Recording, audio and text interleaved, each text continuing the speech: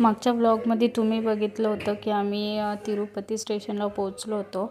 आम्ही वरती डोंगरावर जाण्यासाठी गाडी किंवा बसची चौकशी करायला दोन्ही दादा गेले होते. तोपर्यंत म्हटलं नाश्ता करावं, तर चला नाश्त्याकडे जाऊ. बघू शकता इथलची इडली इतकी मोठी आणि इतकी सॉफ्ट होती ना, म्हणजे असं वाटतं किती खा तरी पण असं वाटायचं नाही की पोट भरलं आहे. खूप सुंदर 2 इडली 2 वडा असं एक प्लेट होती 40 रुपयाला. खूप छान होती इडली, टेस्टी पण होती. आणि खरं म्हणतात ना, साऊथचा पदार्थ साऊथमध्येच खाल्ला पाहिजे, तो फील आम्ही घेतला. त्यानंतर चहा पेवशी वाटला म्हणून हा चहाचा कप, इतका सुंदर चहा होता, खूप छान. त्यानंतर आम्ही वरती डोंगरावर जाण्यासाठी गाडी केली होती. बघा आमची गाडी आलेली आहे. आता आम्ही याच्यात बसून वरती डोंगरावर जाणार आहोत, कारण मंदिर हे डोंगरावर आहे. चला सगळे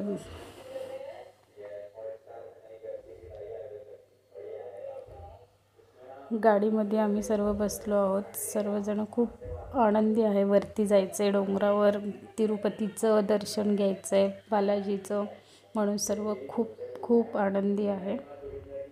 सर्वांनी खूप एन्जॉय केला वरती जाण्यासाठी. आणि डोंगर 15 किलोमीटरचा आहे. बघा हा रस्ता जाण्याचा. तुम्हाला इथून तो डोंगर दिसतोय ना, त्याच्यावरती मंदिर आहे. मी तुम्हाला दाखवते. स्मॉल एकदम छोटंसं दिसेल. बघा वरती दिसतंय तुम्हाला छोटंसं पांढरं, तिथं आपल्याला जायचं आहे. बघूयात. आता जाण्यापूर्वी आधी बस किंवा जी काही गाडी तुम्ही करता त्याची तपासणी होते. मीन्स सगळं चेक करतात, तुम्ही दुसरं काही घेऊन तर जात नाही. तिथं ना तंबाखू ना सिगरेट काहीच अलाउड नाही आहे, म्हणून आम्ही थांबलो होतो. बघा आता बॅग्स याच्यामध्ये सर्व चेक होतील आमच्या. ही माझी बॅग चालली. आता इकडून घ्यावं लागेल बॅग. पुढे जाऊन मी बॅग घेतली. सर्वांच्या बॅगेची चेकिंग झाली. आता आम्ही पुन्हा गाडीत बसलो आणि वरती जाण्यासाठी निघालो. बघा तुम्हाला घाटामध्ये धुके दिसतील. जसं जसं आम्ही वरती जात होतो तसं तसं धुके खूप दिसत होते आणि खूप छान वाटत होतं. वातावरण इतकं सुंदर होतं आणि प्रत्येक झाड हे हिरवंगार होतं, कारण इथं पाण्याचा बिलकुल पण प्रॉब्लेम नव्हता. तुम्ही बघू शकता, तुम्हाला झाडांमुळे थोडे थोडे धुके दिसत नसतील, पण पुढे आहे बघा. पूर्ण असं वाटत होतं की ढग खाली आले का काय, पण ते सर्व धुकं होती. खूप गार वाटत होतं. वातावरण पण खूप छान होतं. खूप म्हणजे खूप छान होतं.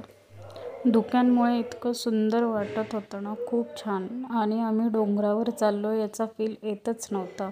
आणि काही काहींना डोंगरावर जाताना थोडंसं मळमळ होत असते. मग आता आम्ही पोचणारच आहोत. वरती आम्ही आलेलो आहोत. इथं प्रत्येक म्हणजे मी बघितलं त्यानुसार प्रत्येक गोष्टीवर इथं बालाजीचा फोटो किंवा बालाजीची मूर्ती ही असते म्हणजे असते.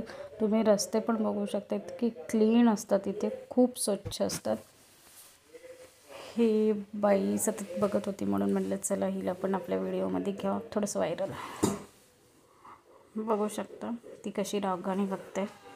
ठीक आहे, ओके. फायनली आम्ही पोचलो वरती. हे रो हाऊस आहे. 50 रुपयामध्ये 24 आवर्स आपल्याला राहता येतं. बघू शकता. आता आम्ही कल्याण कट्ट्याला आलेलो आहोत. हा पूर्ण कल्याण कट्टा आहे. इथे स्टे नाही, पण आपण वेटिंग रूम म्हणतो ना त्या पद्धतीचा खूप मोठा आहे. लॉकर्स पण आहे. आपण आपलं सामान ठेवून दर्शनाला जाऊ शकतो आणि आल्यावर इथून परतीला जाऊ शकतो. कल्याण कट्ट्यावर आता हे आहे, इथे सर्वजण केस देतात. ज्यांना केस दान करायची, कोणाचे नवस असतात, काय असतात, तर सर्वजण इथं केस कट करतात. गायत्री पण आता केस कट करणार आहे आणि मी पण थोडे केस देणार आहे. तिचं म्हणणं होतं की माझे केस कट करताना माझा व्हिडिओ काढ, म्हणून मग मी तिचा व्हिडिओ काढायला घेतला होता. हे तिचे केस कट होत आहे. तिने नवस केला होता, तो पूर्ण केला. माझ्याही काही गोष्टी होत्या त्या आम्ही पूर्ण केल्या. आता तिच्या केस कट झाल्यावर मी चिमूला सांगितलं, चिमूचं पूर्ण टक्कल केलं आम्ही. आता आम्ही कल्याण कट्ट्याला वेट करणार आहोत, कारण आम्ही रूमचे टोकन घेतले होते आणि आता रूम 2 तासानंतर आम्हाला मोबाईलवर मेसेज येणार आणि त्यानंतर आम्हाला समजेल की आमची रूम कुठे आहे. मग त्यानंतर आम्ही फ्रेश होऊन मंदिराकडे जायला निघणार आहोत. तोपर्यंत थँक्यू.